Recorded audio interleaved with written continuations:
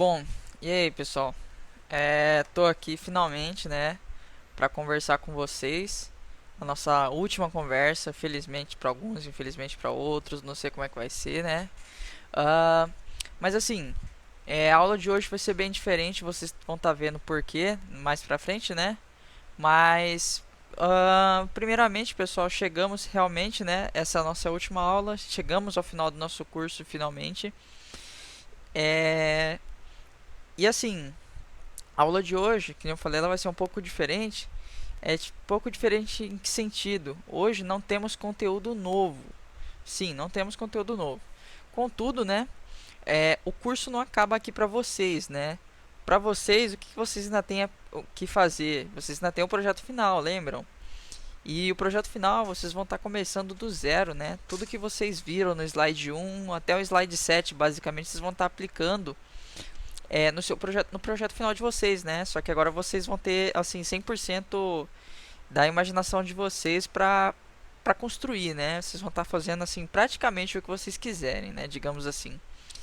E assim, como vocês vão estar fazendo aí o projeto final, né?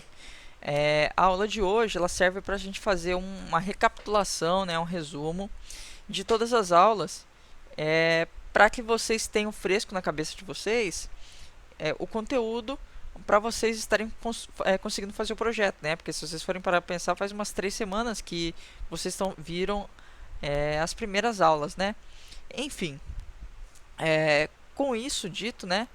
Tenho aqui a primeira aula. Pois é, nossa primeira aula. Vou estar passando por ela e a, só falo uma coisa para vocês que a dinâmica de hoje, né, vai funcionar da seguinte maneira. A gente vai estar recapitulando como eu já havia dito, né? E qual que vai ser a pegada aqui? A pegada, pessoal, é o seguinte: eu não vou estar passando literalmente todos os slides é, da aula um até a aula 7, entendeu? Eu vou estar parando mais assim nos slides que o pessoal veio tirar dúvida comigo, ou tirar dúvida com alguém da equipe, né? Os slides onde o pessoal não teve dúvida, onde eu senti que ninguém teve dúvida nenhuma e tal, né? Que foi mais simples de digerir, assim. Eu vou estar passando bem mais rápido, enquanto que os slides que o pessoal teve mais dúvidas, eu vou estar parando neles para explicar, né? Porque vocês vão estar fazendo o projeto e eu não quero que fique dúvida, né? Nessas partes. Então vai ser uma chance da gente tirar as dúvidas que ficaram nesses slides que ficaram para trás, né? Então vai ser uma chance da gente recuperar assim, né, o que ficou para trás, quem ficou em dúvida, pelo menos, né?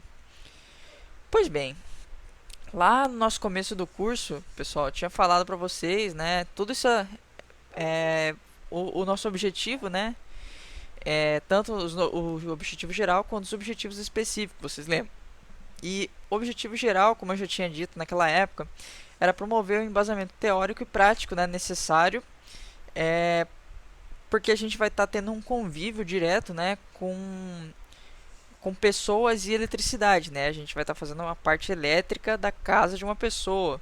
E vocês viram, né, agora que vocês assistiram às aulas, vocês viram o tanto de normas de segurança, assim, né, que a gente aplica, né, na instalação para proteger o usuário, para proteger o circuito, para proteger a casa, para que a casa não pegue fogo, para que os equipamentos não queimem com curto-circuito, ou equipamento não queimar com é, alta tensão, né, um pico de tensão ali. E assim, agora vocês finalmente têm a noção do que eu queria falar, né, no comecinho quando eu falei do objetivo geral. E eu espero que vocês concordem comigo que o objetivo geral do nosso curso a gente cumpriu, que foi é, observar, né, todas as normas e procedimentos de segurança que a gente encontra numa instalação, certo? E quanto aos objetivos específicos, que era fazer todos os dimensionamentos relacionados ao nosso circuito, né? Lembra que eu falei isso aqui, mas acho que vocês não tinham ideia de que tinha tanta coisa para dimensionar, né, pessoal? Tipo, disjuntores, condutores, eletrodutos e por aí vai, né? E os DRs, né? Até os DPS que eu não cheguei a dimensionar, mas também tem, né? Então, assim, coisa para dimensionar não falta, né? Agora vocês têm essa noção. Outro objetivo específico que era desenvolver projetos elétricos de baixa tensão, né? Vocês foram no AutoCAD, conseguiram, pelo menos a maioria, pelo que a gente viu, conseguiram, né, desenvolver o projeto do básico até construir ele, né? Vocês viram naquele, vou estar mostrando daqui a pouquinho. E o último objetivo que é analisar, né? A gente conseguiu olhar um projeto e a gente entender o que tem nele, né? Porque antes a gente ia olhar e não ia entender. O que eu tô querendo me referir é a isso aqui, né? Lembra que eu falei lá no começo que a gente ia transformar isso aqui em mais ou menos isso aqui? Pois agora vocês entendem, né?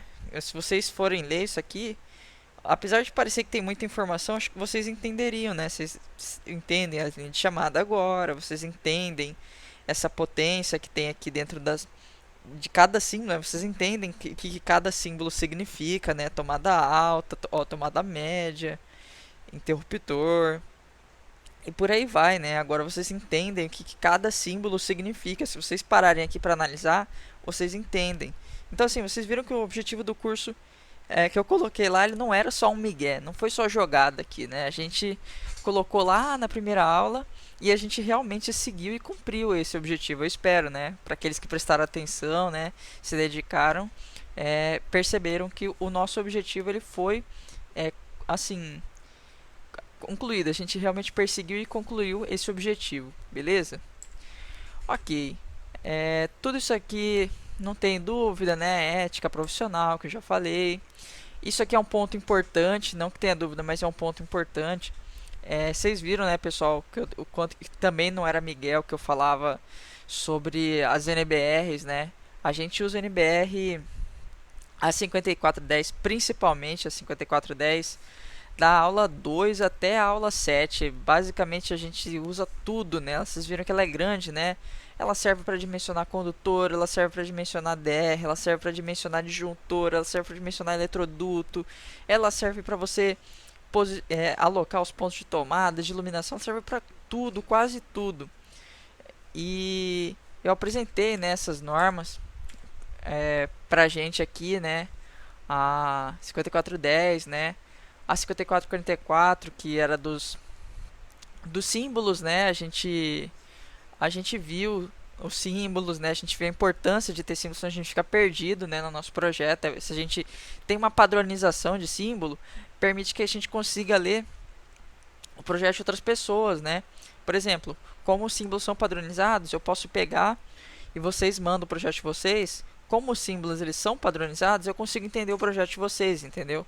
Por isso que você não precisa, não tem esse negócio de a galera inventar tanto símbolo, né? Até tem como você inventar um símbolo e colocar na legenda, até tem isso, mas mesmo existindo isso, tipo, não tem essa coisa tanto assim da gente ver símbolos novos, né? A maioria a gente acaba usando os que já estão na norma. A gente viu os procedimentos da NDU, que é a coisa local, né? A gente viu que cada concessionária tem o seu esquema ali de ligação, né, na casa, para o nosso cálculo de demanda. Se a gente tivesse em Minas Gerais seria diferente, né? Eletricidade, esses conceitinhos de eletricidade que ninguém ficou em dúvida, né, sobre o que é corrente e tal, é mais um bônus, né, para vocês estarem entendendo, porque é parte do conteúdo, beleza? Potência, ninguém teve muita dúvida com isso. Eu espero que eu tenha ensinado bem para vocês, porque eu não vi muita dúvida sobre isso, né? E acho que é isso. Para o slide da aula 1, pessoal, a gente realmente concluiu essa introduçãozinha ao curso. E a gente, agora que a gente terminou, a gente pode ver que a gente realmente, tudo que eu prometi para vocês na aula 1, eu espero que eu tenha cumprido, né? Eu sinto, pelo menos, que eu cumpri boa parte do que eu coloquei, que não ficou como migué, né? Ok. Para a aula 2 que começou a pegar um pouco mais pesado com vocês, né? A gente viu que a gente tinha que começar pela previsão de carga, né, pessoal? A gente tinha que fazer previsão de carga da nossa instalação. E assim, a gente começou a ter essa percepção que desde a aula 1, assim, desde a aula 2 aqui, né, a gente usa a 5410 para tudo, né? Para caso de previsão de carga não é diferente, a gente usou ela também. E assim, agora que a gente chegou no fim do projeto, a gente viu tanto de informação que a gente tem, né? A gente tem informação de previsão de carga, a gente tem informação da seção dos condutores, a gente tem informação da seção do eletroduto, informação do disjuntor, informação do DR. A gente tem tanta informação, né? E agora a gente viu, assim, não a necessidade, mas a gente viu os benefícios da gente estar organizando todas essas informações através de tabela no Excel, né? A gente vê que fica muito mais fácil da gente observar essas informações, que a gente viu que para a gente mexer com o disjuntor, a gente precisa acessar as informações que a gente calculou em aulas anteriores, né? A gente precisa acessar a informação de corrente de projeto que a gente calculou lá em seção do condutor, né?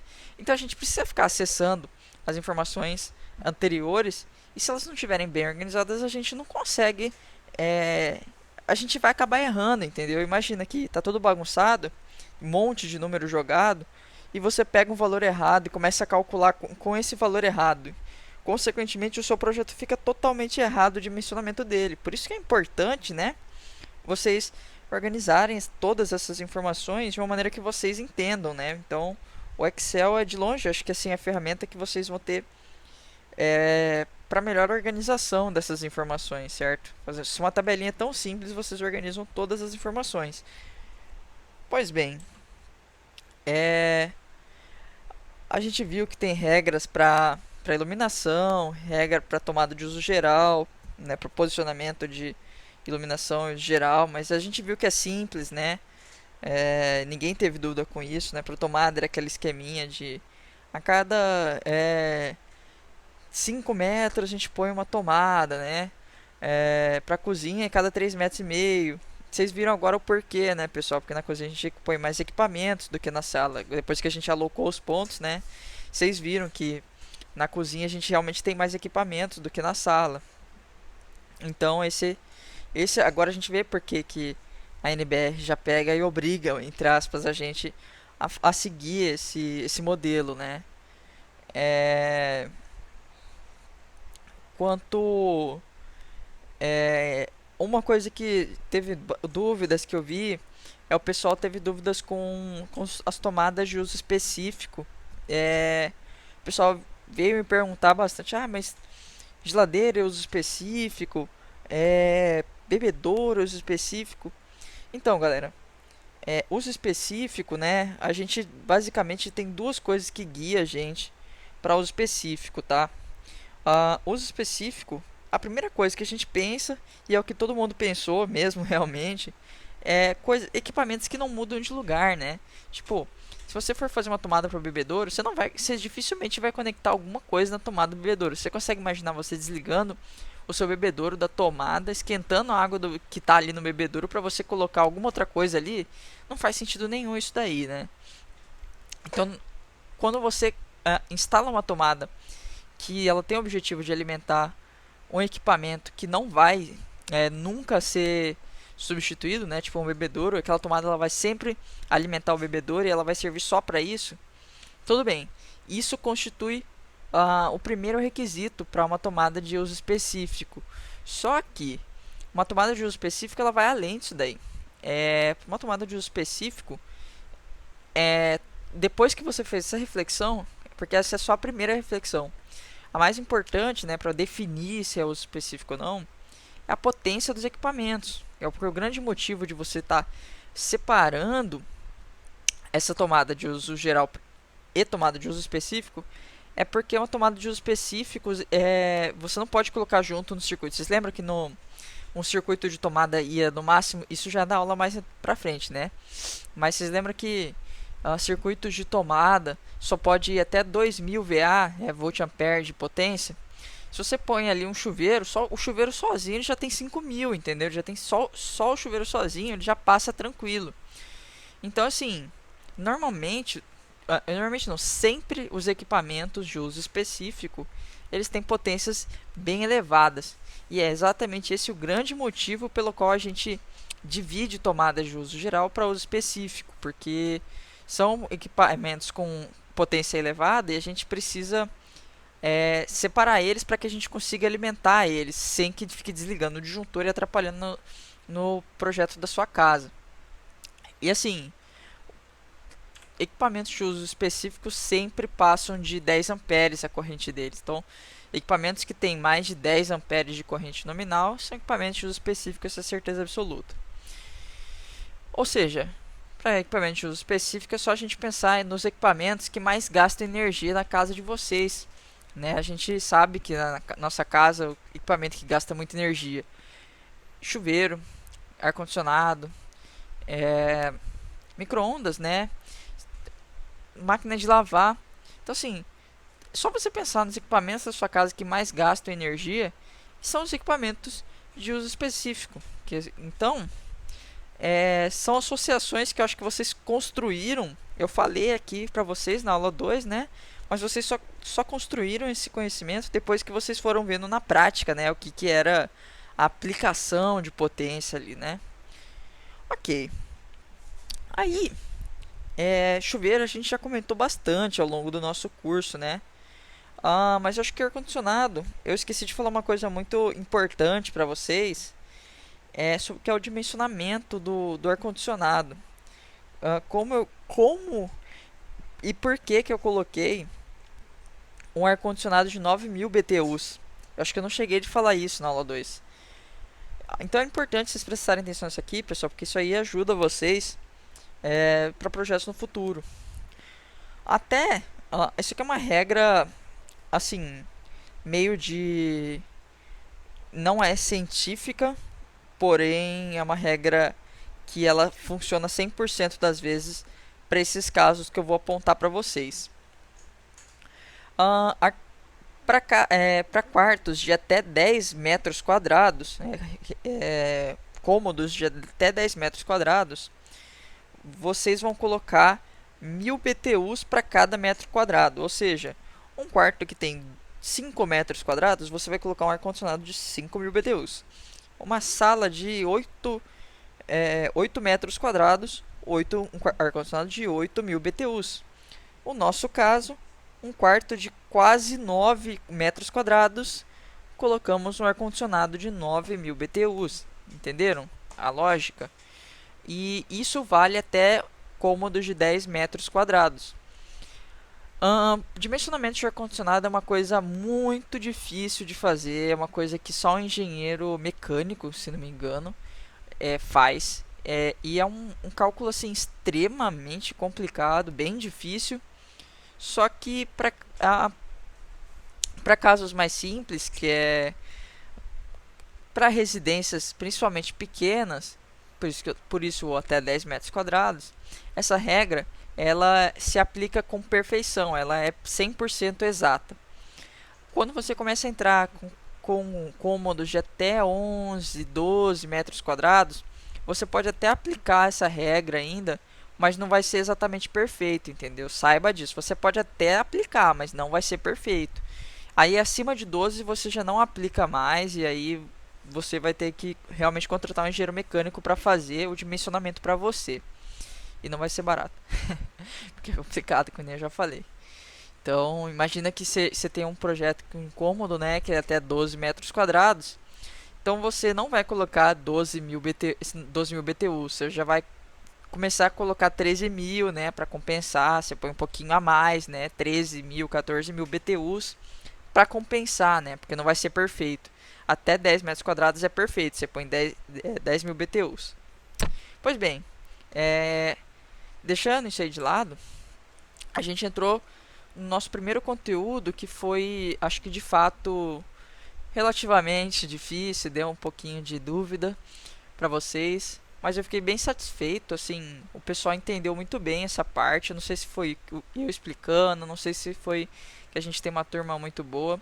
Eu espero que vocês que sejam uma turma muito boa e que eu também tenha explicado bem, né? Mas conceito de demanda aqui, vocês ninguém teve dúvida, eu acho.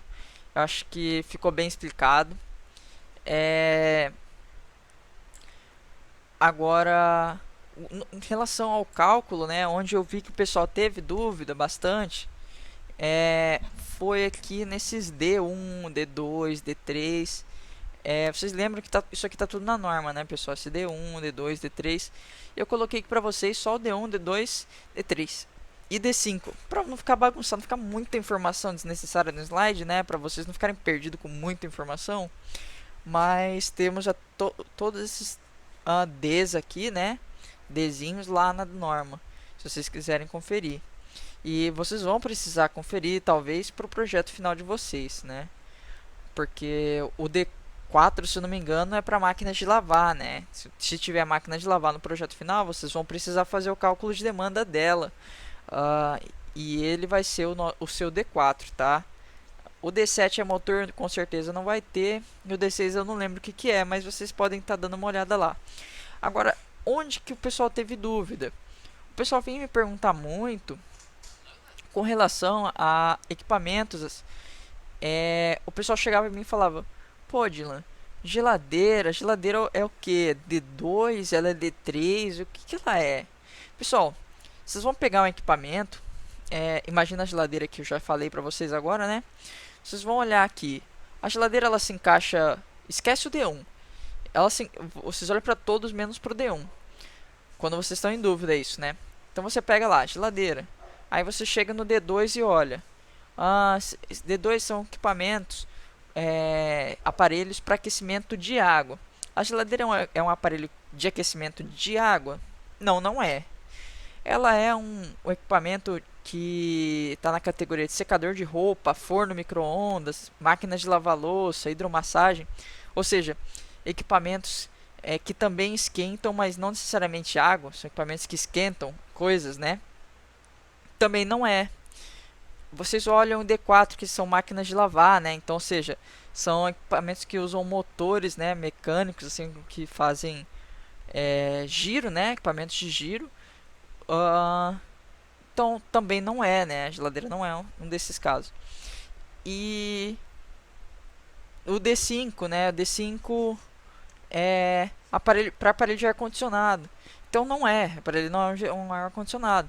Então se a geladeira não se encaixou em nenhum D, então ela entra no D1, entendeu? O D1 ela basicamente são equipamentos generalizados, tá?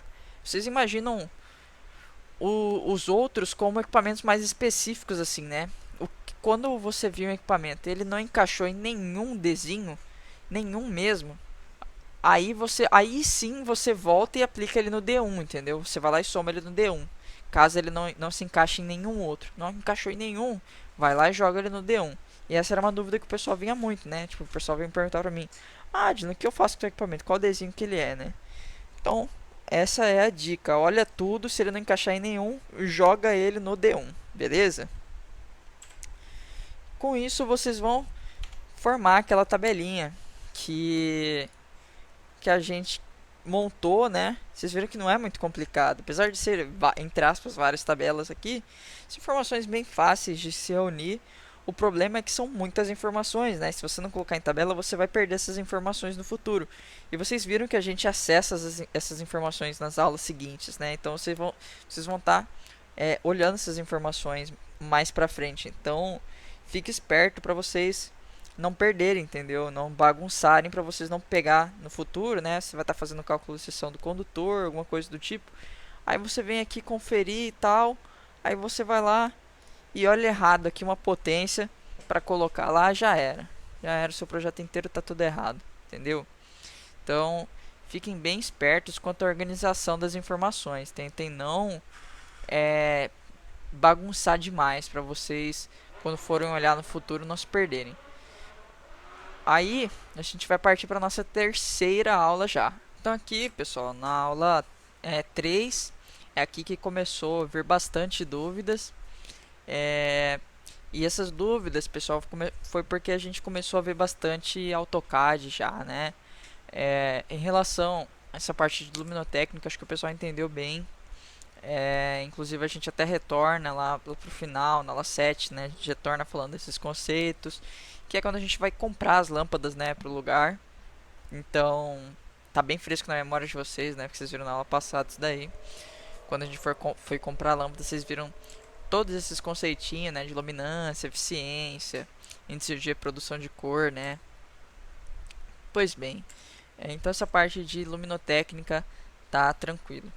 Agora, onde teve bastante dúvida, pessoal, foi quando a gente entrou nessa parte de alocação dos pontos, não de iluminação, porque de iluminação ela é simples, né? Vocês viram que basicamente é uma lâmpada por cômodo, né? Então, vocês viram que não tem muito segredo para iluminação. O pessoal teve muita dúvida em interruptores, mas não aqui, mais pra frente, eu vou chegar lá. Aí o pessoal, assim, relativamente teve um pouco de dificuldade sobre esse posicionamento de tomadas, né? Porque o pessoal ainda não tinha essa imaginação, né? De alocação de tomada. Então aqui a gente tem um projeto que o Daniel fez, né? Lá no começo do curso. Ele fez isso aqui pra gente ter de referência, né? Pra ajudar aí e tal, no curso. E assim, aqui a gente pode ver essa relação de tomada, né, pessoal? Se quiser, eu posso até habilitar aqui os nossos móveis. Deixa eu ver aqui, imobiliário. Ó, aqui a gente tem, né? É sempre bom a gente ficar ligando e desligando os móveis pra gente saber o que está acontecendo, né? Então, assim, a gente já sabe, a gente já fez lá no nosso levantamento de potência lá, então a gente já sabe quantas tomadas vão ter no mínimo em um ambiente, mas o que o pessoal foca muito é naquela tabela. É aquela tabela que é essa daqui, que a gente calculou, né, tomada aqui e tal, ou essa daqui que tá até mais bonitinho, né, tá vendo aqui que a gente calculou previsão de pontos de tomada aqui, ó. No quarto 1 vai ter duas tomadas de 100 VA, tá vendo? Isso para uso geral. Pessoal, isso aqui é o mínimo, tá? É o mínimo de tomadas. Então, assim, o que a norma fala é que você tem que ter no mínimo aquilo ali através do cálculo. Só que você, como projetista, você vai avaliar olhando os móveis, né? Então, assim, você vai ter ali fala que você tem no mínimo duas tomadas. Aí você vai analisar a sua sala, né? Nossa sala lá, na verdade, né? Vamos ver quantas tomadas ele fala para colocar na sala. Na sala fala para colocar 3 tomadas de 100 VA. Então a gente vai olhar nossa tomada, né, nossa sala e ver se realmente 3 tomadas aqui é o suficiente para alimentar, né, nossa sala. E logo de cara, assim, a gente vê ó, que tem uma televisão, né? Então uma daquelas 3 tomadas que a gente calculou, a gente aloca para televisão, né? É bem padrão, né? Se vocês olharem na casa de vocês, sempre tem uma tomada atrás da TV ali. Então, uma tomada para TV. Essa outra tomada aqui, aquela famosa tomada que fica perto do sofá, que é pensando em que você tem que carregar um celular, né? Alguma coisa do tipo. Aí fica uma tomada ali. Tudo bem que isso aqui já está bem ultrapassado, mas o pessoal... Isso aqui é um telefone, né? O pessoal põe uma tomada para telefone ali, né? Aqueles telefone de carregador, né? Aqueles telefones sem fio que tem a base do carregador deles. Então põe uma tomada para ele também, né? Então só aqui já foi nossas 3 tomadas, né? Mas e aí, se a gente quisesse colocar mais uma tomada extra, se a gente quisesse colocar uma outra tomada por aqui perto da TV, né? Alguma tomada em algum outro lugar específico aqui da nossa sala, a gente poderia colocar, né? Como foi o caso. O Daniel colocou mais uma aqui porque ele é perto da bancada da cozinha. Perto da, ele aqui é uma intersecção, né? Não tem uma porta assim que separa a sala da cozinha, mas a tomada é de uso geral, então não é uma tomada de uso geral e não é da cozinha. Vocês lembram que o circuito da cozinha era o circuito 4, se não me engano, né? Nossa, vocês veem aqui as tomadas de uso geral da cozinha, 600 VA, circuito 4, né? Então aqui ele colocou uma tomada extra que ele não previu no projeto. Lá no projeto ele fala que tem que ter no mínimo 3, né? Aqui a gente está vendo que o Daniel colocou 4. O Daniel colocou 4 tomadas. Por quê? Porque ele viu que o pessoal que está na bancada aqui pode querer colocar um celular para carregar, né? Enquanto está comendo ali e tal. Então ele pensou, né, no conforto, né, do cliente dele. E é isso que vocês vão ter que estar analisando muito no projeto final de vocês, né? Aquela tabela aqui é o valor mínimo, é um valor que a gente tem como referência, não quer dizer que ele é um valor fixo, então é um valor mínimo. Aí você viu que você colocou uma tomada a mais, você sempre volta, né, na tabela e altera. Você vai colocar ali, então que você tem 4. Pronto, mudou. Porque você viu que é necessário colocar mais uma, né? E você vai fazer o mesmo processo para todos os cômodos, né? De tomadas de uso geral, pelo menos. De uso específico é sempre já fixo, né? Você já fixou que são as tomadas do ar-condicionado. Você já fixou que é tomada do outro ar-condicionado, tomada do chuveiro aqui. E enfim, né? Você já fixou todas as tomadas possíveis.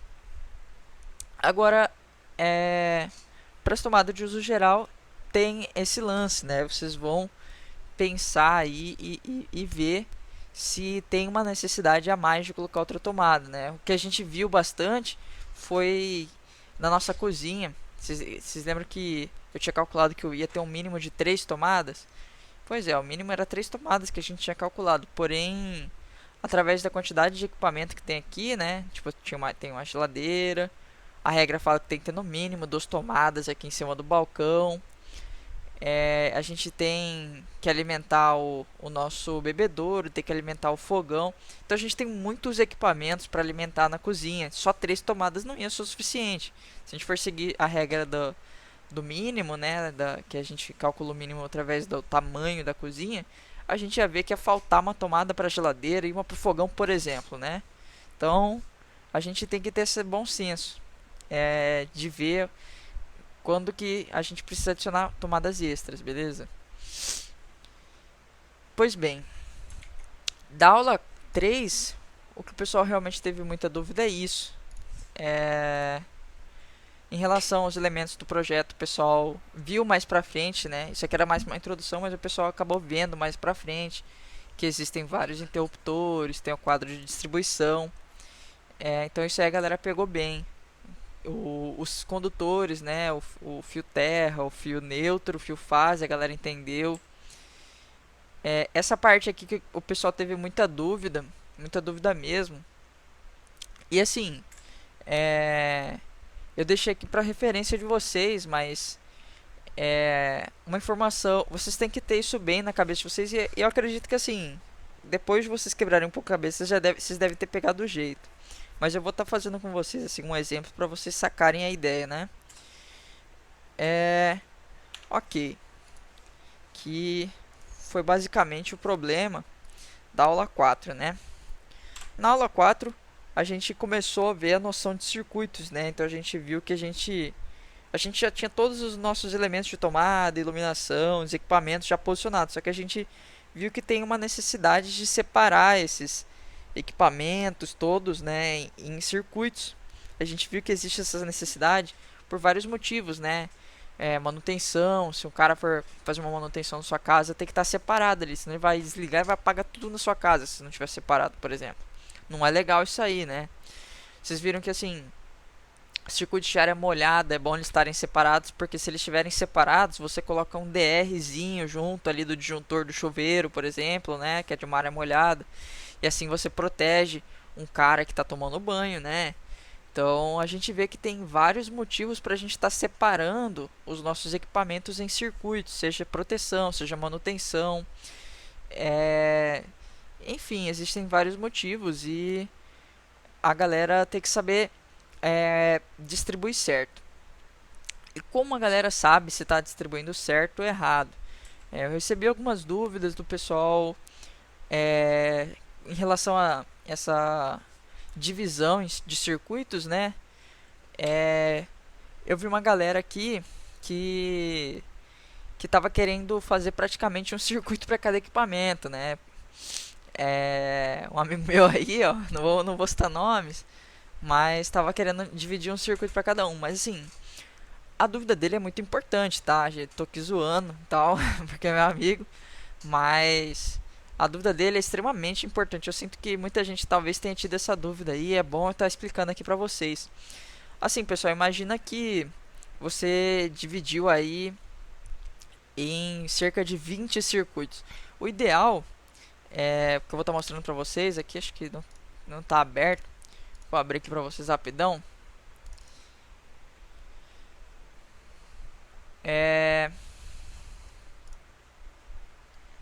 Pá,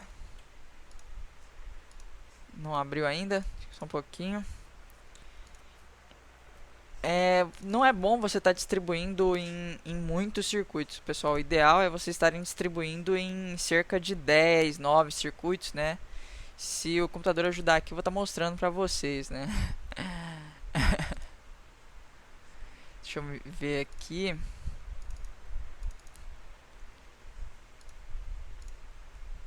Bom, não tá querendo abrir, mas tudo bem.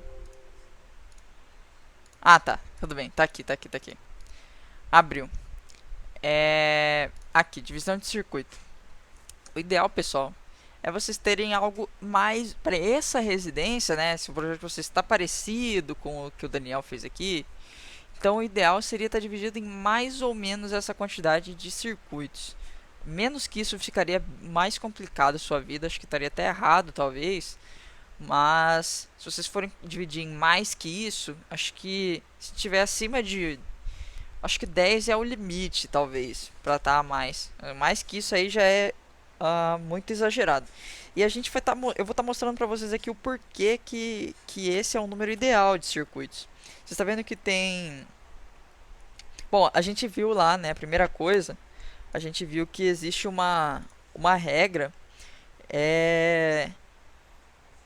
a gente viu que tem uma regra aqui, que tem que estar dividido o circuito de iluminação, tem que estar separado de circuito de tomada. Então, circuito de iluminação sempre separado de circuito de tomada, né? Eu já tinha falado isso para vocês lá na aula 4.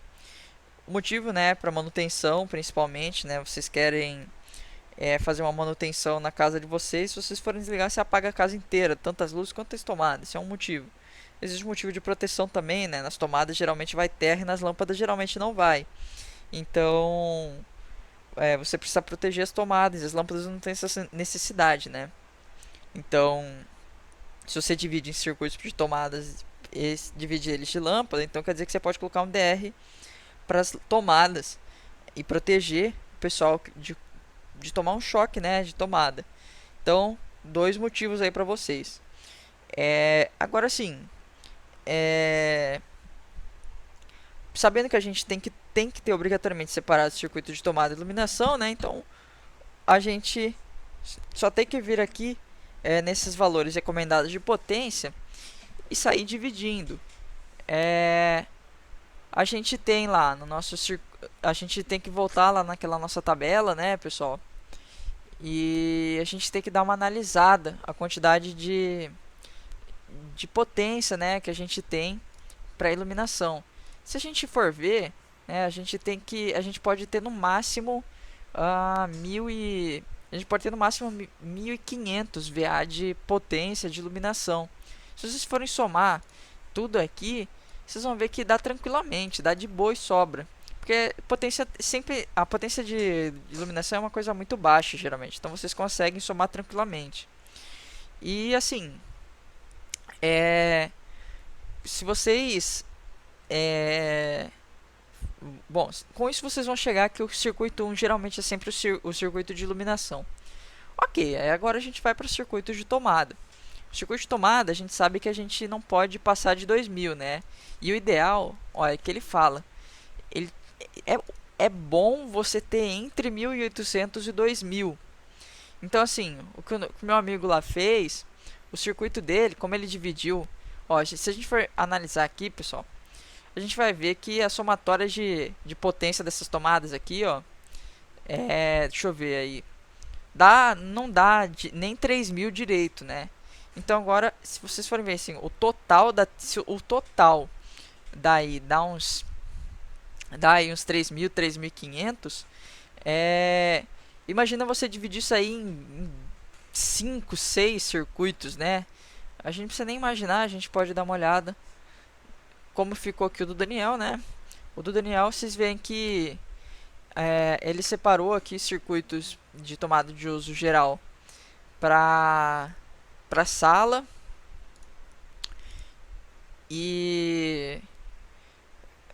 basicamente para cozinha, né? Para sala, ele separou dos dormitórios e da sala. Porque assim, é, você pode até colocar, na verdade, né, pessoal? Você pode estar colocando aqui, você pode estar juntando o circuito da sala junto com o circuito já dos quartos. Com isso aí você vai ter 1200 de potência do circuito dos dois, né? Então assim, você pode até reduzir o número de circuitos. E uma regra que está aqui, se não me engano, ele fala que os pontos de tomada de cozinha devem ser atendidos por circuitos exclusivamente destinados à alimentação deles, né? Então, assim, circuitos de tomadas de cozinha tem que ser diferente do circuito de tomada do resto da casa. Então, o que acontece, mais ou menos na prática, é você ter, na maioria das vezes, dois circuitos diferentes para tomadas, né? Um circuito para a casa inteira, menos a cozinha e lavanderia, e você vai ter um circuito que atende a cozinha e lavanderia.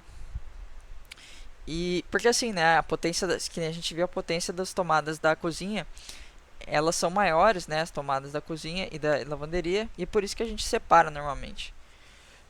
E por serem considerados áreas mais perigosas, né, áreas molhadas que a gente mexe com coisas molhadas, então a gente protege com mais facilidade colocando DR, né? Vocês viram que quando a gente estuda os outros conteúdos, a gente consegue ter uma noção muito melhor, né? Do porquê que a gente está, por exemplo, já dividido em circuitos. DR a gente só viu na aula 6, né? Enfim, a gente dividiu então já os circuitos de tomada de uso geral entre cozinha e resto da casa. Então até aí já tem 3 circuitos. E nesses 3 circuitos, o que acontece? O circuito da cozinha a gente tem 2000 VA, o circuito do resto da sala a gente tem 1200. Então assim, a gente tá num valor próximo daquilo que a norma fala pra gente, né? Que agora vocês imaginam, se a gente ficasse com um circuito ali de tomada que atende 100 VA, 200 VA de potência. Imagina você fazer um circuito inteiro, né? Passar toda uma fiação de circuito só para atender 2 tomadas, sabe, na sua casa. Não faz muito sentido. Você vai gastar dinheiro. Esse que é o principal foco, né?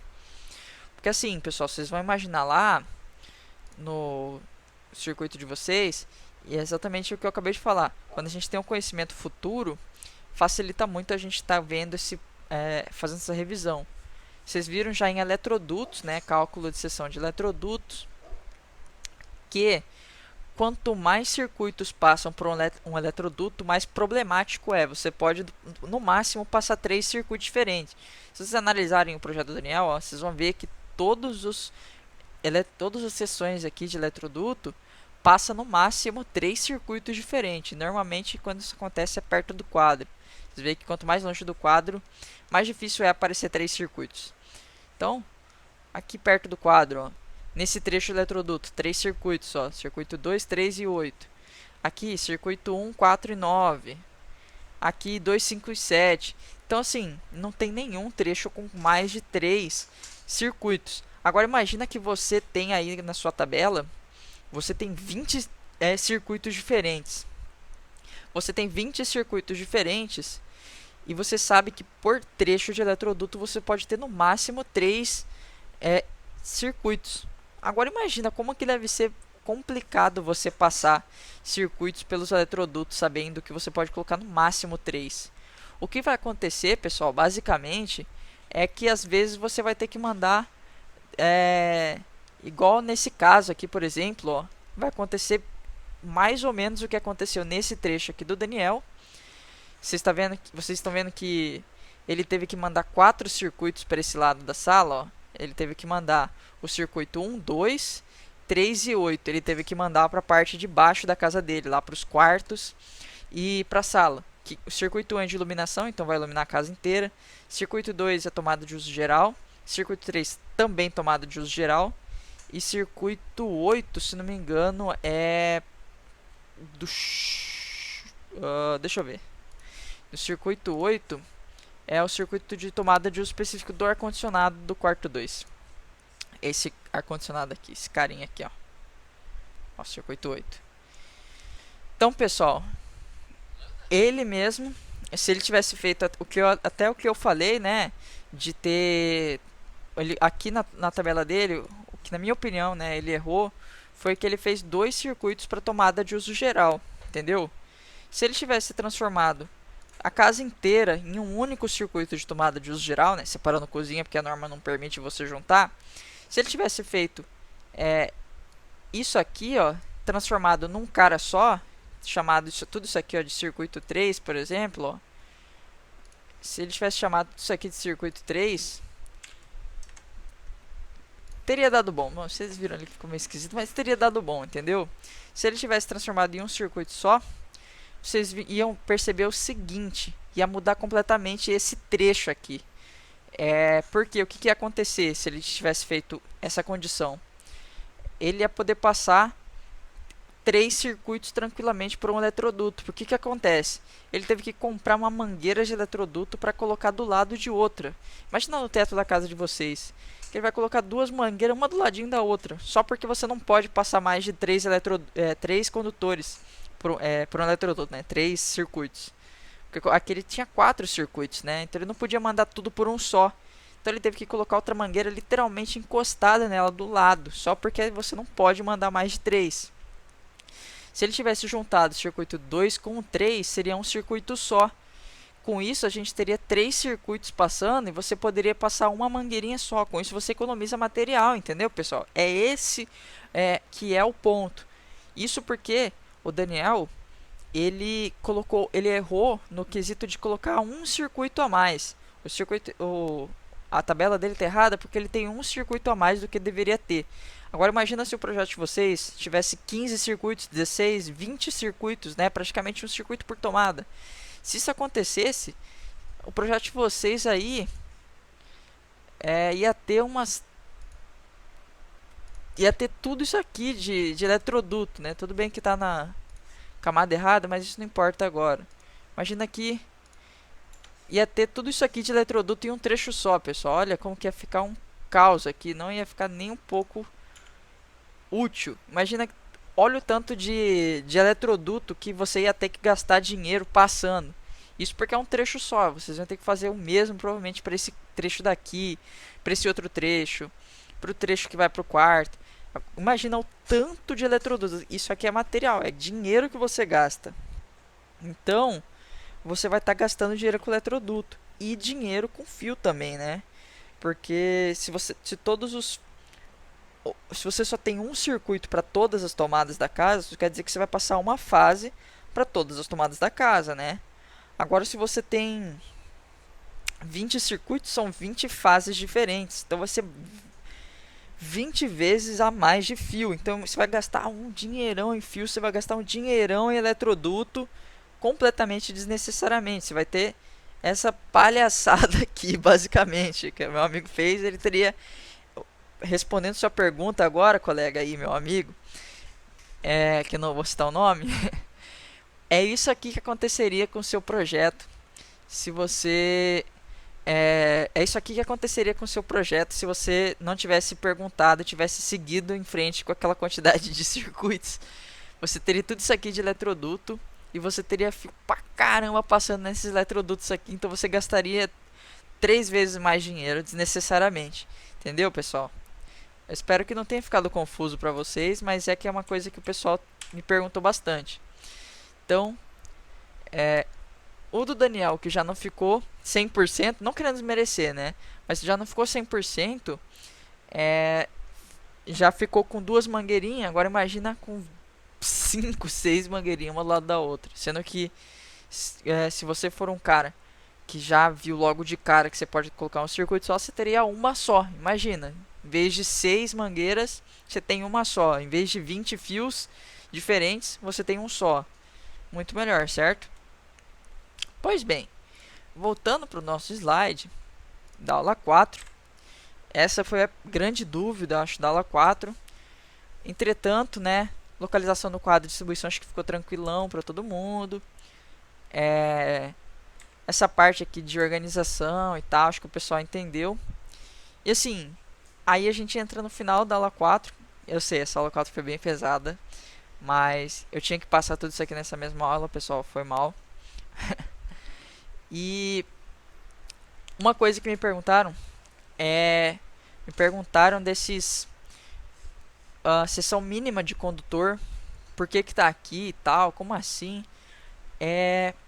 Bom, neutro, vocês já sabem que o neutro ele só acompanha e o proteção também só acompanha, tá? O que acontece, pessoal? O circuito de iluminação, ele... Se vocês sempre forem fazer os cálculos, vocês vão ver que através de contas, o cálculo de vocês vai dimensionar um fio para iluminação que é sempre menor que 1,5. Ele vai jogar 0,75 ou 1 milímetro para iluminação. Só que a norma ela obriga você a usar no mínimo 1,5 para iluminação. Não é uma coisa que eu vou ficar aqui explicando para vocês e tal. Tem sim uma teoria científica por causa disso.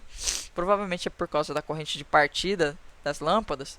Mas isso já é complicado. Não tem necessidade de vocês estarem vendo isso agora aqui. Aí, o que acontece é... quando vocês estiverem calculando a seção do condutor, se vocês calcularem para a lâmpada e deu 1 milímetro, você vai deixar 1,5, entendeu?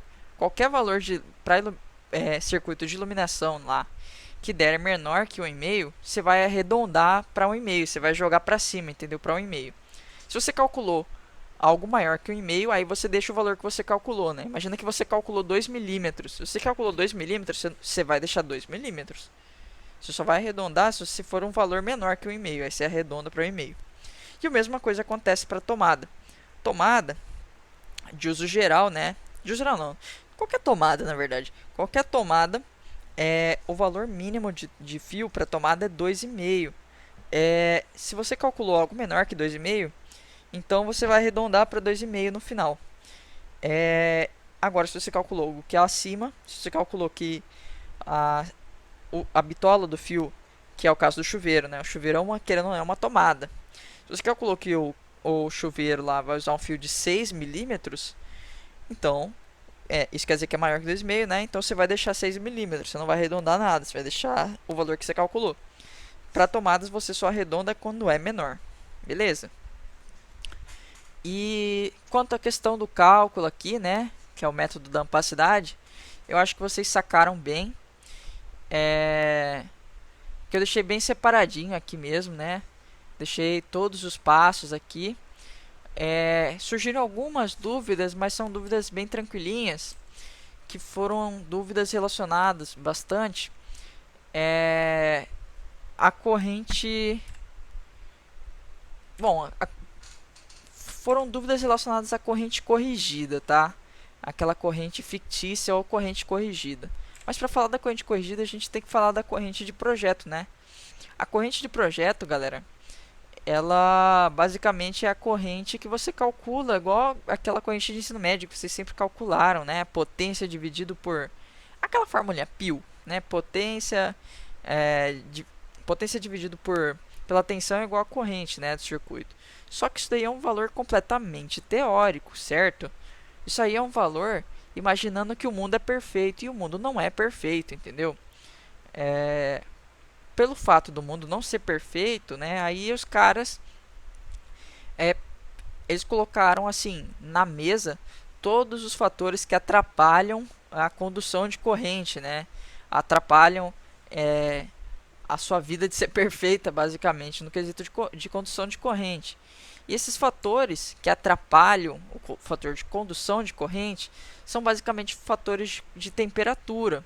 E são dois fatores, que é o fator de correção de temperatura e o fator de correção de agrupamento, que algumas pessoas não entenderam, né, os dois.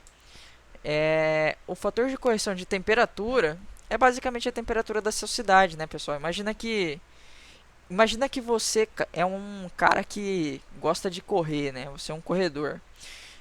Se você está correndo numa cidade que faz normalmente 25 graus Celsius, você vai conseguir correr aí tranquilamente 100 km não, não exagerei, 20 quilômetros aí, 10 quilômetros você consegue correr sem cansar. Imagina isso.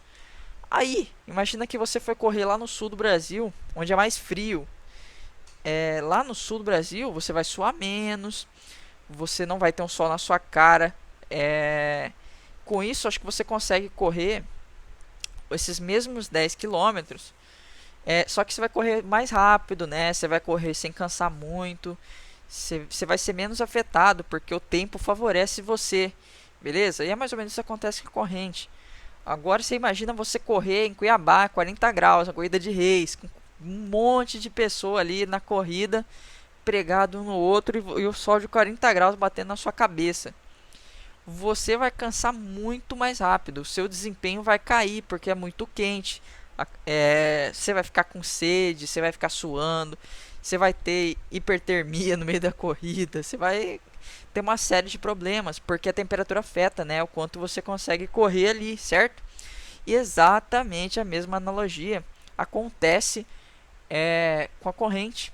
Quanto mais quente tá a sua cidade, menos o seu condutor conduz corrente. Então, assim, a sua corrente vai conduzir menos, né? O seu condutor vai conduzir menos corrente se você mora numa cidade quente e vai conduzir mais corrente se você mora numa cidade fria.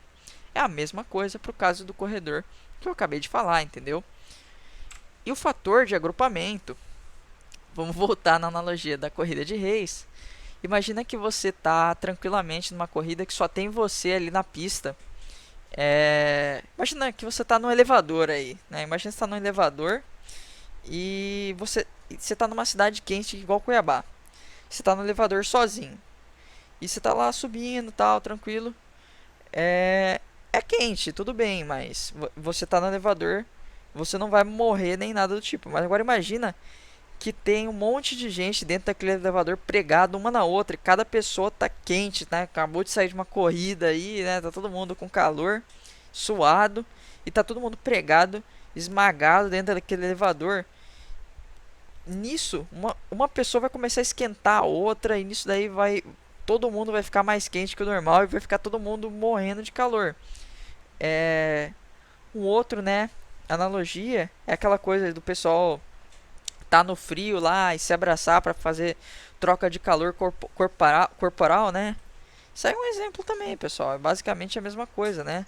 Quando um fio ele encosta no outro, eles trocam calor um com o outro. E quanto mais fios você tem, mais calor eles trocam, né? Então, quanto mais circuitos você tem, né? Ó, número de circuitos ou cabos dentro de uma dentro de um trecho de eletroduto.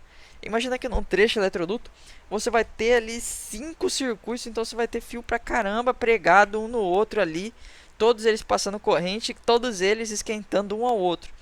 Então, quanto mais quente, menos corrente eles conduzem, né? Então é basicamente isso aqui que significa, né? Ó, quanto mais circuitos tem, ou seja, mais fios vão ter naquele trecho, pior é a condução de corrente, né? E quanto menos, melhor. Basicamente, a corrente de projeto corrigida é isso.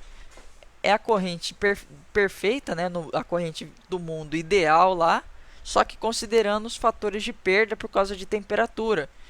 Considerando os fatores da sua cidade ser ou quente ou fria, e considerando os trechos de eletroduto que tem poucos circuitos ou muitos circuitos, você vai ter uma corrente que é a corrente verdadeira, entendeu? É a corrente que de fato passa pelo seu circuito, que é considerando, né, que é o mundo real, porque a gente sabe que o mundo, essas formulinhas e tal, ela está no mundo da Disney, né? Tá no mundo ideal lá, mas a gente não está no mundo ideal. Então, esse é a explicação da corrente corrigida, né? A corrente verdadeira do projeto. O método da queda de tensão a Júlia já falou na live, né?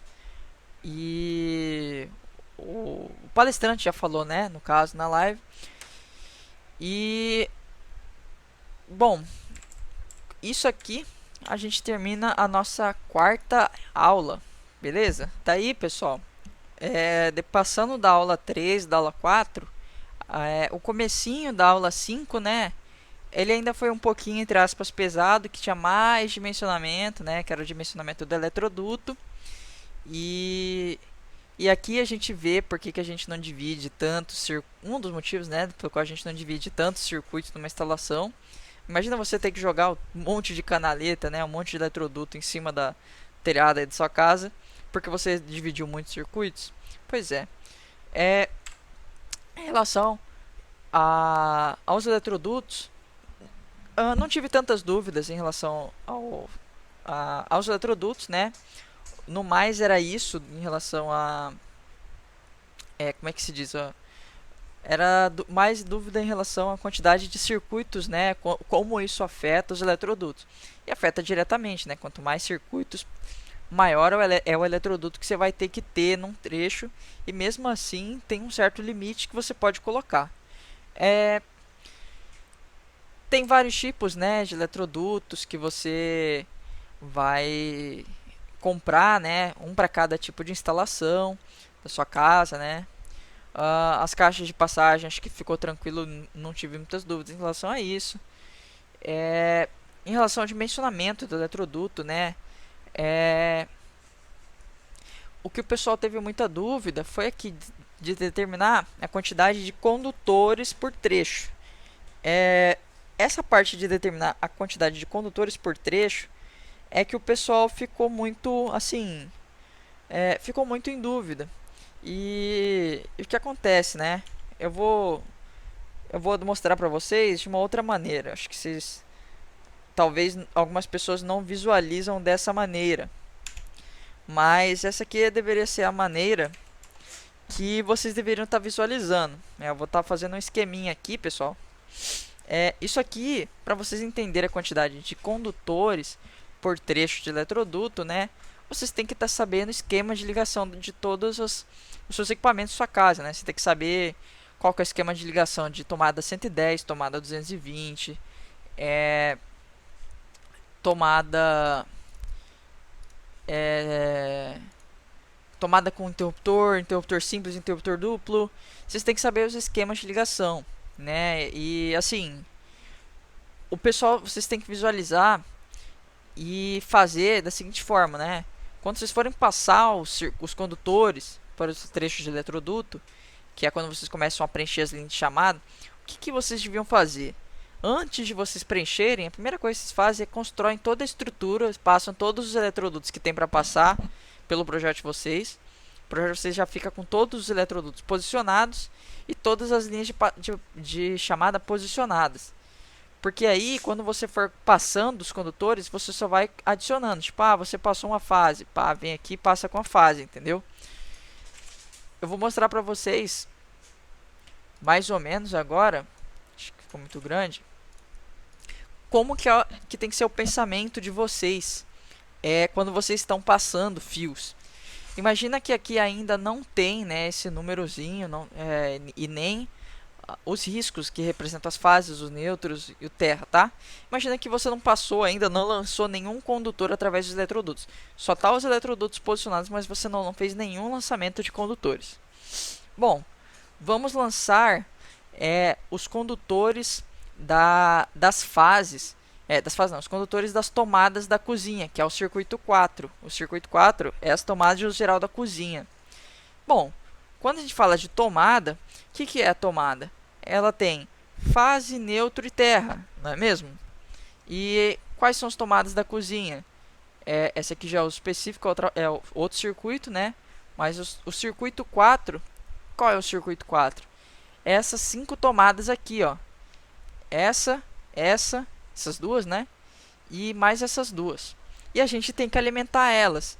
E como que a gente alimenta elas? O fio fase, neutro e terra delas, eles saem do nosso quadro de distribuição. Então, eles vêm daqui do quadro de distribuição. É a primeira coisa que vocês têm que pensar. Então, a gente tem que acender, né? Elas estão desligadas, você tem que chegar com o fio nelas. Então, é basicamente um joguinho de ligar os pontos, né? Quase isso.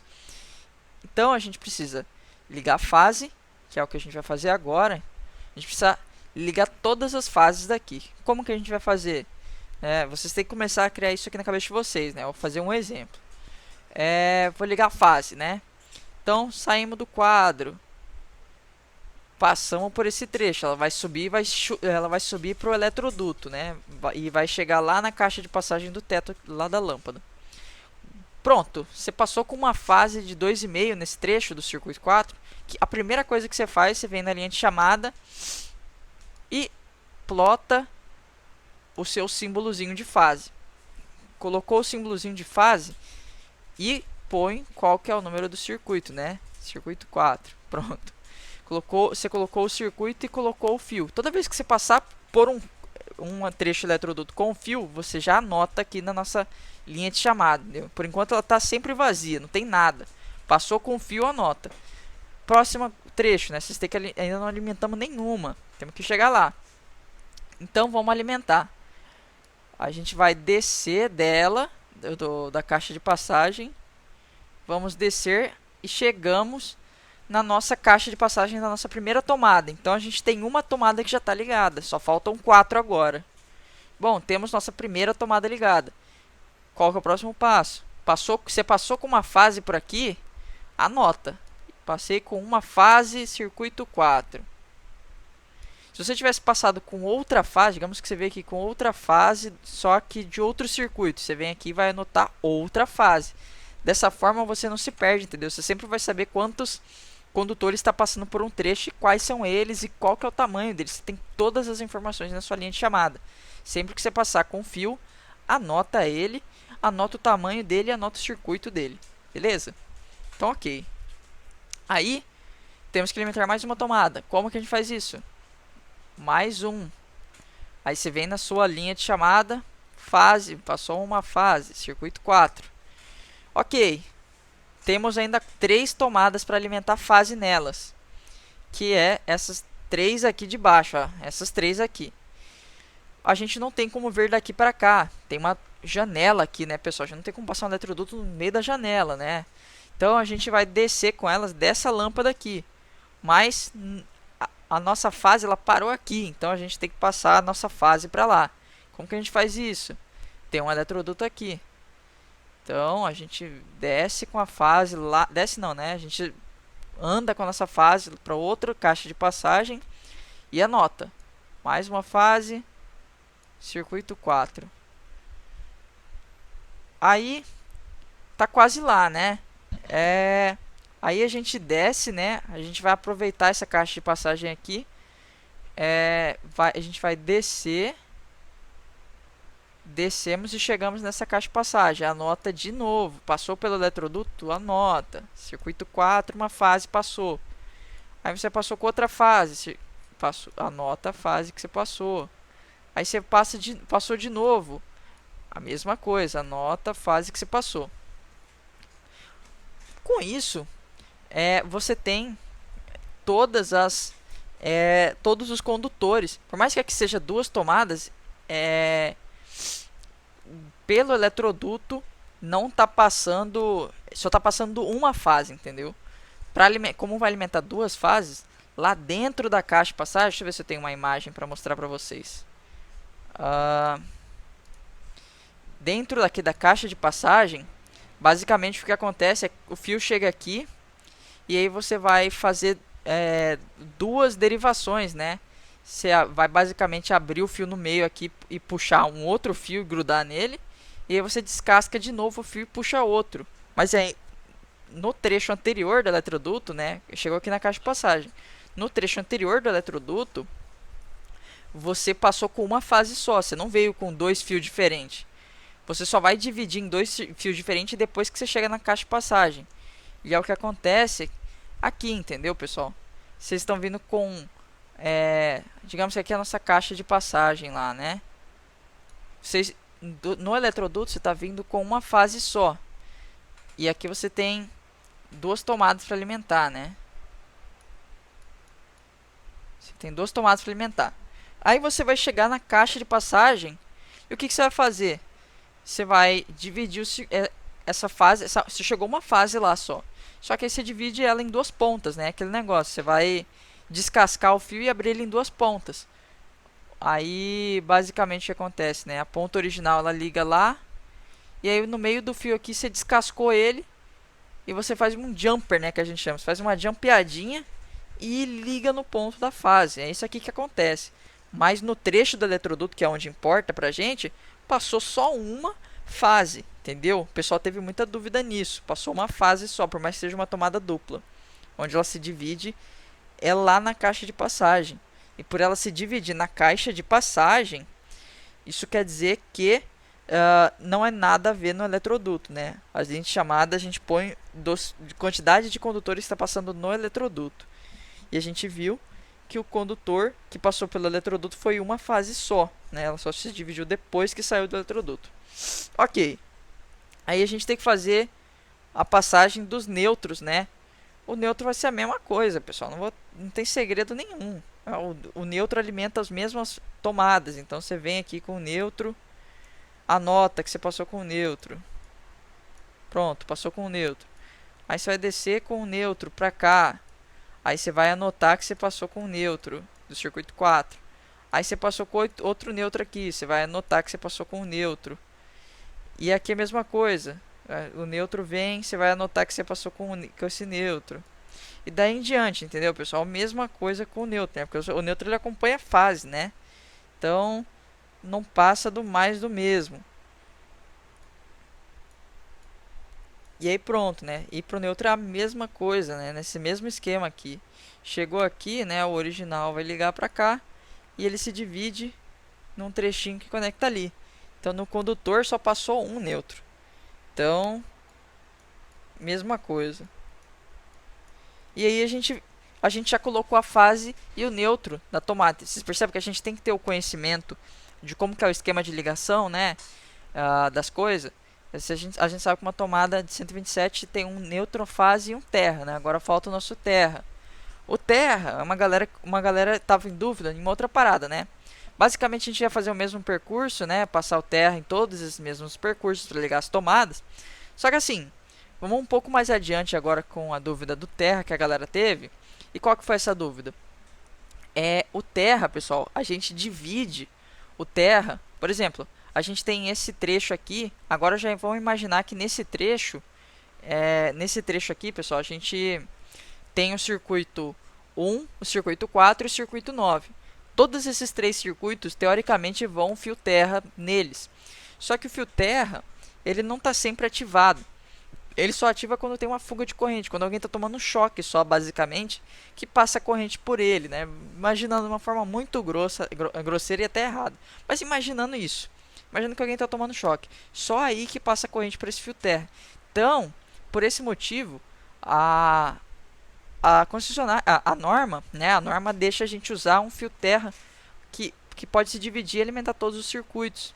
Basicamente, o que acontece o nosso circuito 4 tem um fio terra, né? Então a gente vai passar com fio terra aqui. Aí a gente pega e anota ele. Só que o fio terra, a gente não precisa ter vários fios terras para todos os circuitos, né? Um para cada um. Ele só precisa ter um fio terra que alimenta todos, né?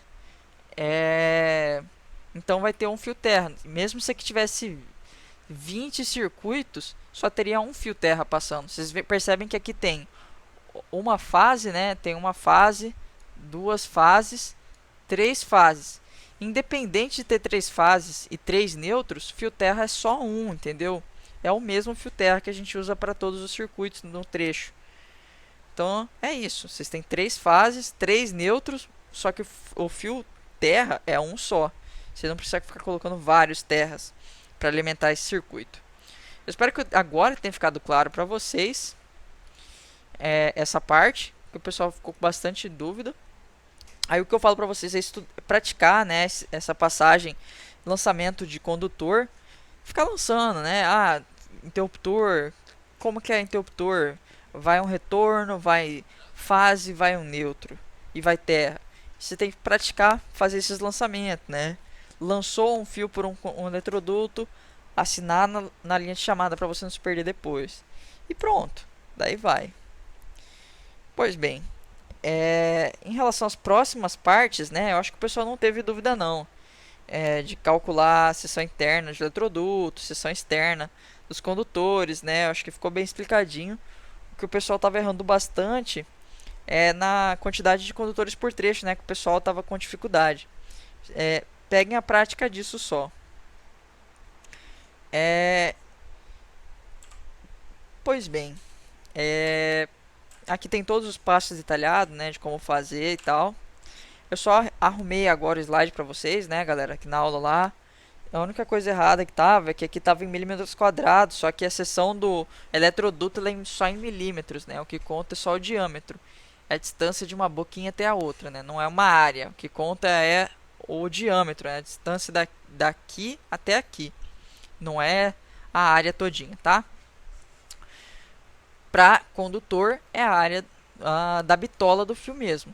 Agora, para eletroduto é a distância de uma boquinha até a outra, tá? Não esqueçam, né, de marcar o símbolo do eletroduto.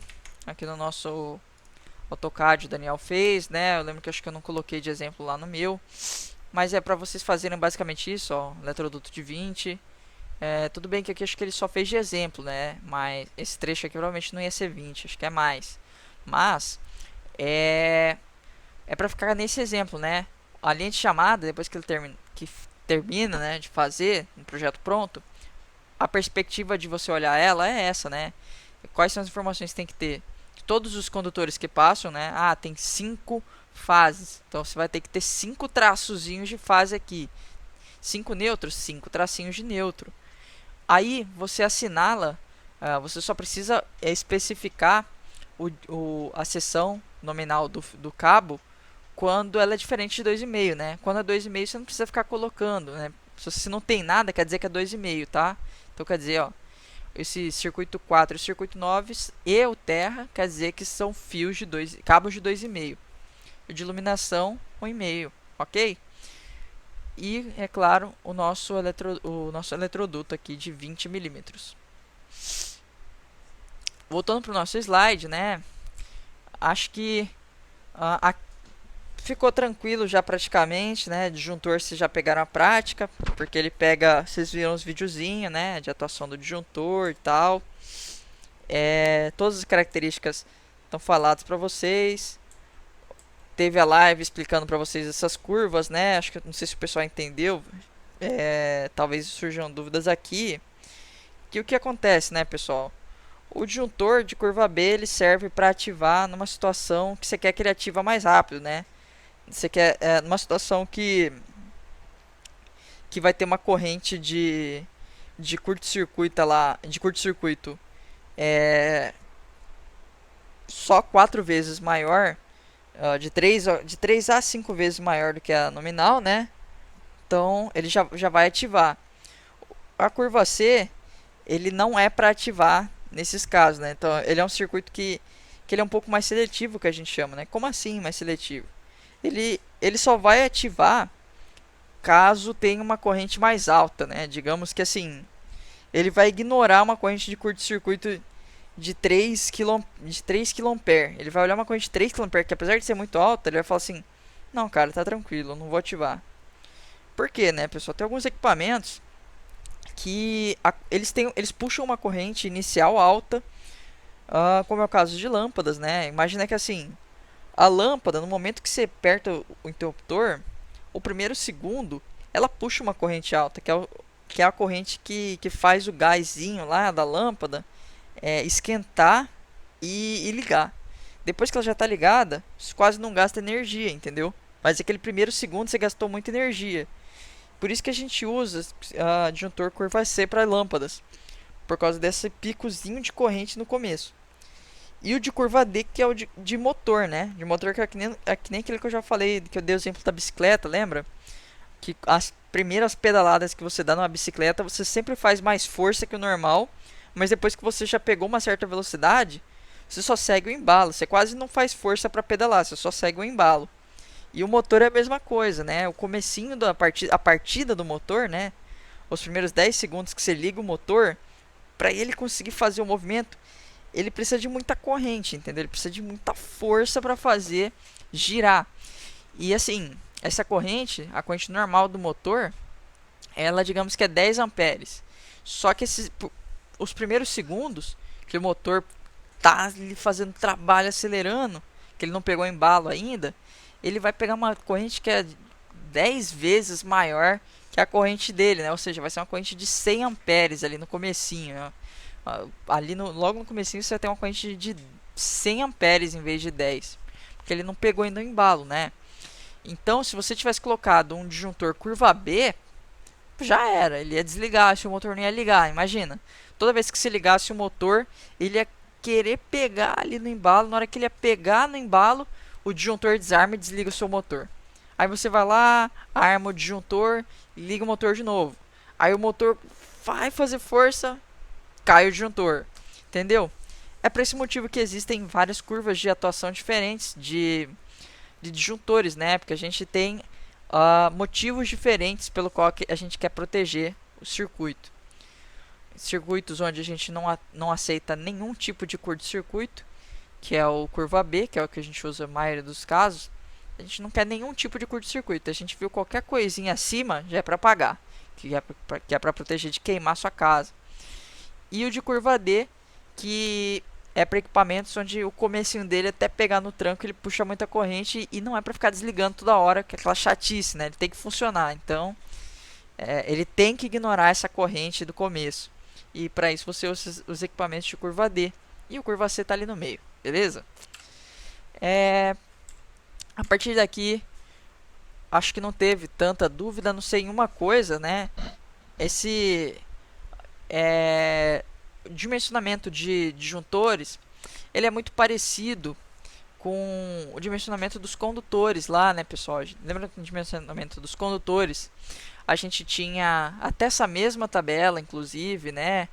A gente tinha o fator de correção de agrupamento, o fator de correção de temperatura, né? E assim, para o disjuntor, a gente tem duas correntes que importam para a gente, que é a corrente de projeto, que a gente calculou, que é a corrente perfeita em situação ideal, que ela sempre vai ser menor, ela é ideal, ela não vai existir, né? Ela é ideal, ela está no mais ou menos. A corrente de verdade, que é a corrente nominal do seu disjuntor, ela com certeza está acima da corrente de projeto. E a corrente Z basicamente, pessoal, é como se fosse uma corrente máxima ali, ó, é a capacidade de condução de corrente dos condutores. Então, assim, imagina que você tem um condutor de 2,5. O seu condutor de 2,5, ele aguenta conduzir ali, digamos que até, acho que 16 amperes, acho que é 16 amperes. Deixa eu ver aqui. O seu condutor de B1, né, número de condutores, não sei o que é 2, sempre que a gente usa, e 2,5. Ele aguenta, na verdade, conduzir 24 amperes, tá? O condutor de 2,5, ele aguenta conduzir 24 amperes. E assim, o que acontece, né, pessoal? A gente viu naquele vídeo onde o fio derrete, lembra aquele vídeo que a gente assistiu que o fio derrete lá e não queima o eletroduto? O que acontece naquele caso? É um curto-circuito com uma corrente de 30.000, né? Não, 3.000 amperes, vamos colocar aí. É muito maior que 24, né? 3.000 amperes. Não é à toa que em menos de 5 segundos, aquela capinha de borracha do fio derrete, o eletroduto derrete, tudo isso em menos de 5 segundos. E assim, o que acontece na nossa IZ, o nosso IZ, basicamente, né, é uma relação da corrente máxima que pode passar no nosso circuito. Ela usa o ICABO é justamente esse 24, que é a corrente máxima que pode passar no seu circuito, só que esse cabo é uma corrente imaginária, né? É uma corrente que assim, ela existe no mundo imaginário, porque na vida real, em cada cidade, a gente sabe que dependendo do número de condutores que a gente tem próximo um do outro, ou da temperatura da cidade, vai influenciar no condutor, né? Então, assim, a gente pega essa corrente máxima que o seu fio consegue suportar e faz, né, as relações com os fatores de temperatura, tanto de agrupamento quanto de temperatura da cidade.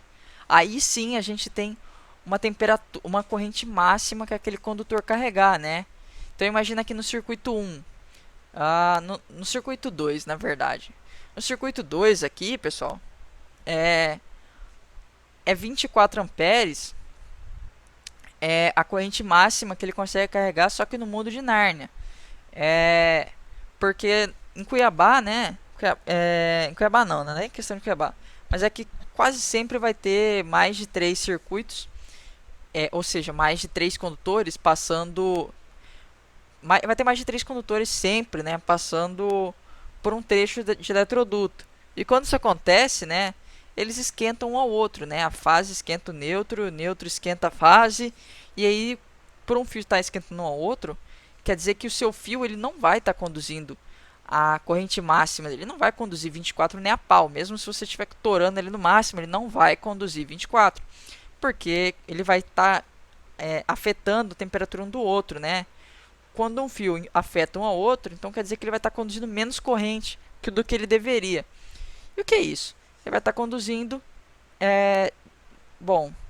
através do nosso fator, né, a gente vê que ele está conduzindo 16,8 amperes de corrente.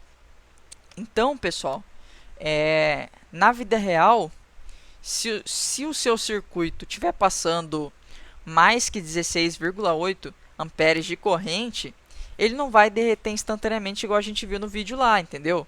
Não vai derreter na mesma hora. Mas se você deixar ligado lá ele o dia inteiro, se você deixar ele ligado lá a semana inteira, uma hora ele vai derreter aos poucos, entendeu? É igual você tá com o seu pé descalço no meio do asfalto ali na rua, no sol de Cuiabá no meio-dia, né? A gente sabe que se você pegar e sair correndo a pé assim, você até consegue passar correndo assim na rua, né? Mas se você ficar com o pé, né, no meio do asfalto ali, meio-dia em Cuiabá, você sabe que quanto mais tempo passa que você está no pé, o seu pé vai fritar ali no meio. A gente já viu até vídeo no YouTube de gente brincando que dá para fritar o ovo no asfalto de Cuiabá 40 graus, né? É óbvio que não frita na hora, não vai fritar em questão de segundos, mas você deixar lá 1 minuto, 5 minutos, o ovo frita, porque é muito quente o chão, né? E é isso que acontece com o fio, né? Se você tiver uma corrente maior que 16,8 e deixar lá uma semana, ele vai começar a derreter aquela capinha de borracha. No caso de curto-circuito, derrete na hora, porque 3.000 amperes é muito maior que 24, então vai queimar na hora.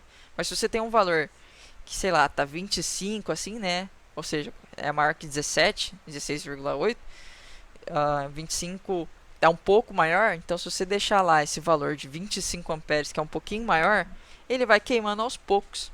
E aí que está o problema, né?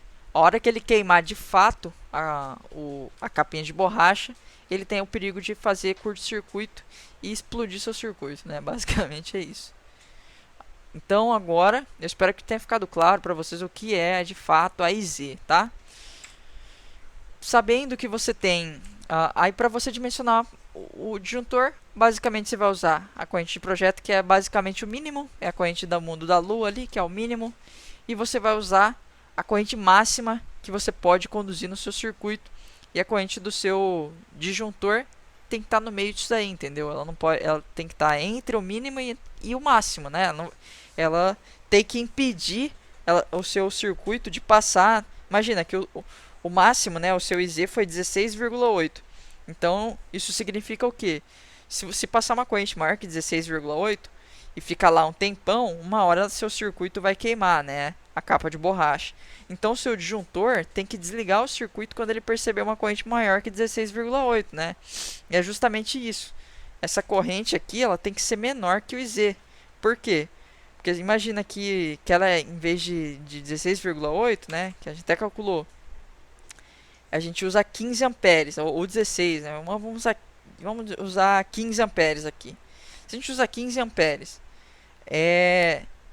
a gente já sabe que se chegar a 16,8 vai queimar o seu capinha de borracha. Então seu disjuntor ela tem que desarmar antes de chegar a 16,8. Então ele vai desarmar nesse caso quando chegar a 15. Ou seja, se desarmar quando chegar a 15 vai impedir seu circuito de queimar, entendeu? Aí dessa forma o disjuntor protege o seu circuito. Ufa! Com isso a gente basicamente termina, né? A aula 5. Aí, pessoal, a aula 6 e a aula 7 praticamente não tem mistério, né? A aula 7 menos ainda. A aula 6 vocês têm que tomar cuidado com o choque elétrico, né? O pessoal não teve muita dúvida aqui em relação a choque elétrico. Acho que ficou bem tranquilo isso daí. Os esquemas de aterramento, né? Os tipos de choque elétrico. Vocês têm que ficar bastante em mente. Claro, a diferença entre contato direto e indireto, né? Quando uma pessoa pega diretamente no buraco da tomada e quando a pessoa pega na carcaça de um equipamento que está com um defeito na isolação do fio lá, né? Essa é a diferença de contato direto e indireto. Tudo isso para você saber qual que é o DR que você vai colocar no seu circuito, né? Acho que a atuação ficou bem clara do como que ele ativa. Ou melhor, né? Acho que nem tanto. Teve uma pessoa que me perguntou em relação à atuação do DR e tal, né? Uma coisa importante, lembrando aqui da atuação do DR, pessoal, é que assim, para o DR funcionar, quem passa por dentro do seu DR, dentro do dispositivo, é a fase e o neutro. O seu terra não passa por dentro do DR. A gente tem uma imagem perfeita aqui para falar disso.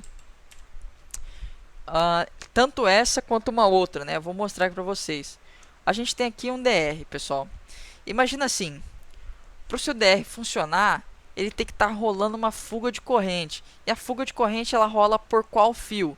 Ela rola pelo terra, não é mesmo? Então o que acontece?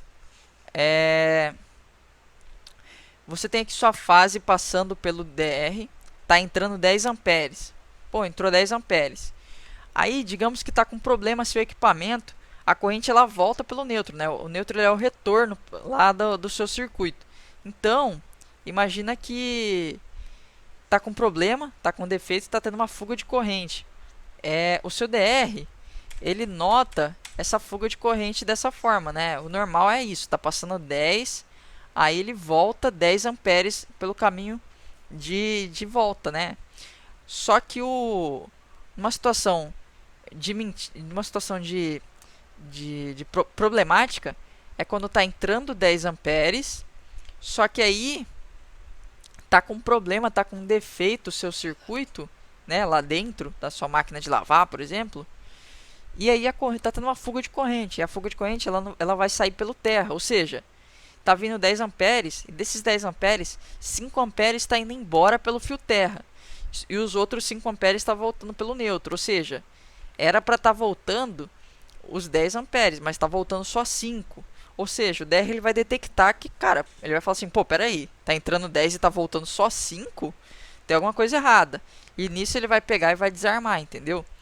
Se o seu terra tivesse passando aqui por dentro, ele ia olhar entrando 10 e voltando 10, porque por mais que tivesse com problema o seu circuito, se tivesse voltando 10 amperes, mesmo que fosse por outro condutor, que é o terra aqui dentro, então ele ia ver e ia falar, pô, então não tem problema nenhum, se está entrando 10 e voltando 10, então não tem problema.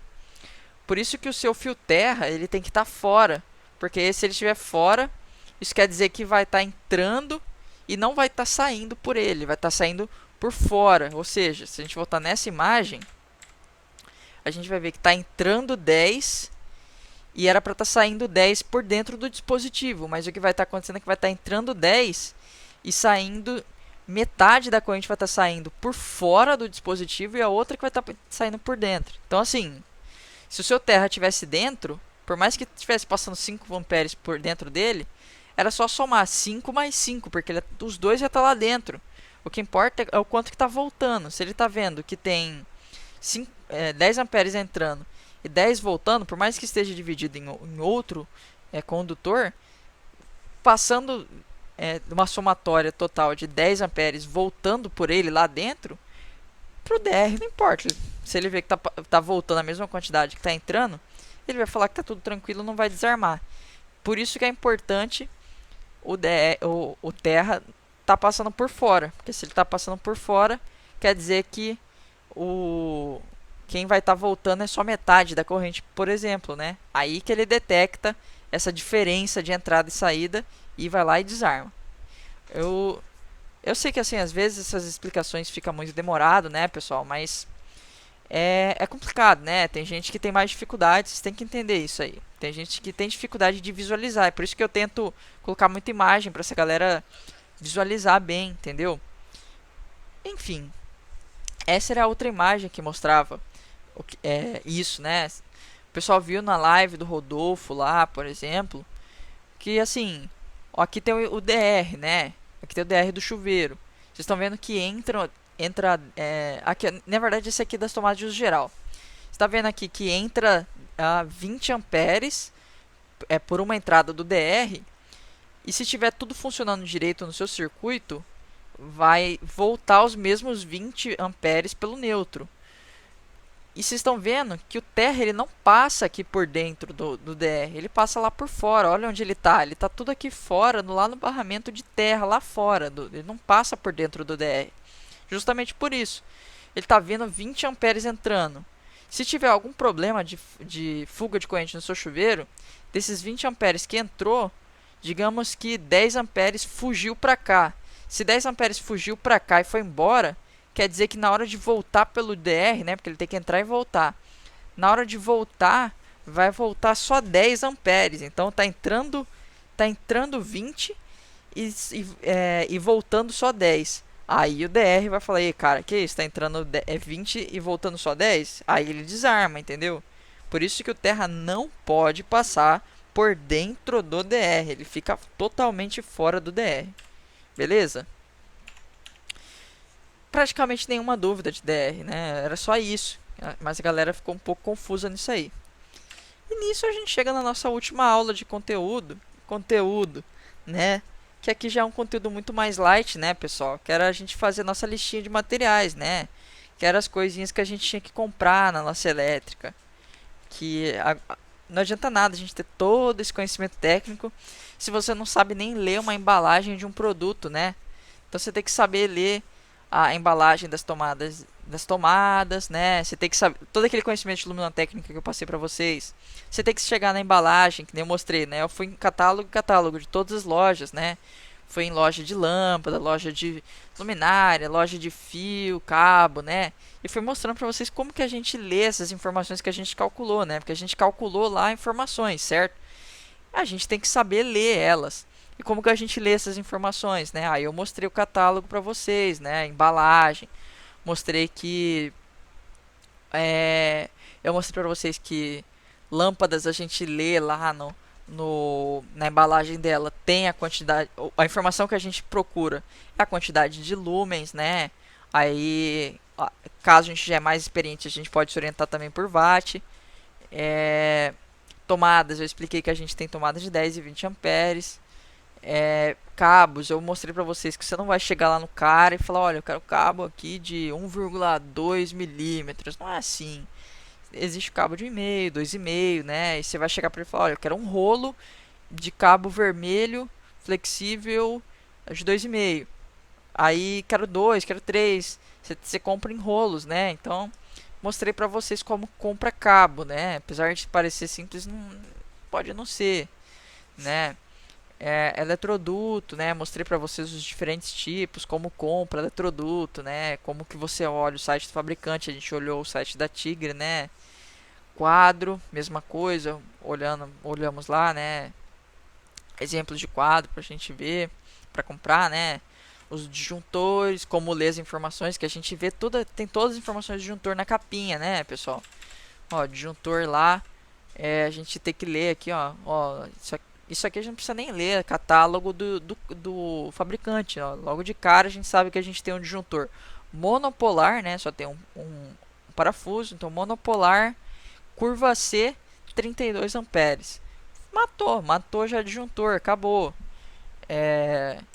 O, o DR a gente viu também lá. Não tá aqui, mas na aula tá lá pra vocês que o DR é quase a mesma história do disjuntor. Você vai olhar qual que é a corrente e qual que é a corrente de sensibilidade dele. Tranquilão, né? Não tem dificuldade. Chuveiro, mostrei pra vocês o site lá da Lorenzetti, famosa Lorenzetti, tá em todo quanto é chuveiro, casa aí do Brasil. Mostrei pra vocês como ler os modelos, né? Como tirar as informações. quais que existe, né, para o mesmo modelo de chuveiro tem a versão dele 127, 220, né, volts. Então assim, pessoal, vocês seguirem aqui por esses links, né, vocês podem estar tudo dando uma olhada, ó. Site da Tigre, Corfio, né, todos esses links aqui vocês estão dando uma olhada. E sempre ter boas ferramentas em mãos, né, pessoal. Se vocês têm as ferramentas certas, né, vocês vão longe, né? Vocês fazem serviços que às vezes você ia passar o dia inteiro fazendo e ia fazer mal feito, vocês fazem rapidão, porque você tem o alicate ideal para a situação, né? Você vai cortar um fio, né? Você vai cortar um fio com uma pedra, não vai dar certo, né? Vai ser uma porcaria. Agora, se você for cortar um fio com alicate, aí é outra história, né? Coisa básica, mas tudo questão de organização. E assim, pessoal, basicamente em relação ao nosso curso, é isso. É, eu espero de verdade que vocês tenham gostado do curso. É, eu tentei aqui, né, passar as informações de maneira mais simples, porque a gente tem pessoas de tudo quanto é semestre diferente, pessoas que não são da universidade, e a gente tenta dimensionar a aula, né, pessoal? Pensando não no melhor aluno e nem no pior aluno, a gente pensa no intermediário, né? E eu espero que com isso, tipo assim, tenha atendido todos vocês, não tenha ficado muito complicado, né? E nem muito repetitivo, baleiro, assim. Você fica olhando e fala, pô, esse cara tá repetindo a mesma coisa 1000 horas aí, não fala nada com nada. Então, assim, eu espero que tenha sido de proveito, né? Agora concentrem aí para fazer o projeto final de vocês. Que é basicamente seguir os mesmos passos, só que agora vocês vão dar a sua identidade, né, ao projeto. Agora vocês têm a oportunidade de fazer o que vocês quiserem, né, desde que seja dentro da norma, a gente já viu isso. E mas acho que é isso aí, pessoal, e agradeço de novo a todos vocês aí por terem se inscrito no curso, assistido todos, quem chegou até aqui nessa última aula, ter assistido todas as aulas, né, até aqui. E boa sorte no projeto. Qualquer coisa, manda mensagem aí no celular. Beleza? Então, falou, pessoal. Espero ver vocês aí com o certificado, viu? Falou!